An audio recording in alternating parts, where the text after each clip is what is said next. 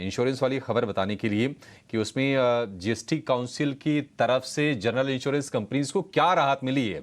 अनुराग बताइए, पूरी खबर क्या है, किस तरह से राहत है, कितनी बड़ी राहत है, बताइए जरा आप।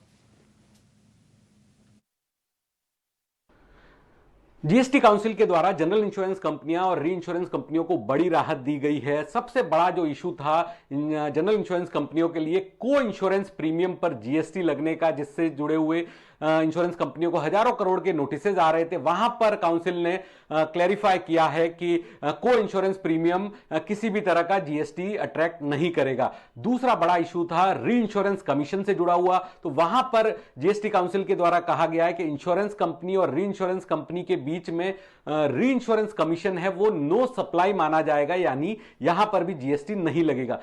तीसरी सफाई जो दी गई है साल्वेज वैल्यू डिडक्शन के जीएसटी पर, तो वहां पर जीएसटी काउंसिल के द्वारा जो प्रेस रिलीज जारी की गई उसमें कहा गया है कि आने वाले दिनों के अंदर इससे जुड़ा हुआ क्लैरिफिकेशन जारी किया जाएगा। तो इसको लेकर भी जो जनरल इंश्योरेंस कंपनियों ने राहत की सांस ली है, क्योंकि हमने देखा था पिछले साल आईसीआईसी लोम्बार्ड को साल्वेज वैल्यू डिडक्शन के ऊपर मोटर इंश्योरेंस के अंदर 273 करोड़ का जीएसटी डिमांड नोटिस आया था और कंपनी ने करीब 100 करोड़ रुपए प्रोटेस्ट के तौर पर जमा भी कराए थे। इसके अलावा अगर को इंश्योरेंस प्रीमियम की बात करें तो 20 इंश्योरेंस कंपनियों को 15,000 करोड़ से ज्यादा के टैक्स डिमांड नोटिसेज आए थे और इसके बाद इन कंपनियों ने बॉम्बे हाईकोर्ट का रुख भी अपनाया था और कहा था कि को इंश्योरेंस प्रीमियम पर जीएसटी जो है वो डबल टैक्सेशन होगा।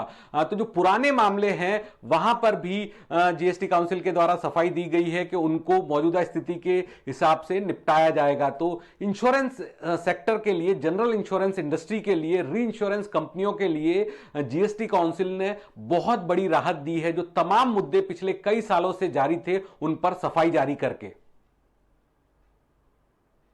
ठीक है अनुराग, बहुत शुक्रिया। क्योंकि मैं अकाउंट्स का स्टूडेंट रह चुका हूं तो इसलिए मेरे को पता है डबल टैक्सेशंस कैसे कैसे कैलकुलेट होता है और ये बहुत जगहों पर होता है, सिर्फ एक ही सेक्टर्स पे नहीं है, ये मल्टीपल सेक्टर्स पे के बाद डबल टैक्सेशन कैलकुलेट हो जाता है। और जहाँ पे ये रेज होता है और उसके बाद इसका लिटिगेशंस के साथ ये जब सेटल होता है तो रिवर्स बुक्स में आपके पास पैसा आ जाता है। तो ये इंपॉर्टेंट खबर है इंश्योरेंस कंपनीज़ के लिए, खासकर जो जनरल इंश्योरेंस की जुड़ी हुई कंपनीज़ हैं उनके लिए इंपॉर्टेंट खबर है जो कि यहाँ पे आती हुई दिख रही है। और जीएसटी की काउंसिल जब अगले महीने भी होगी ना, तब इस तरह कुछ और मैटर्स भी उतरेंगे जो कि अकाउंटिंग प्रोसीजर से भी जुड़े हुए होते हैं।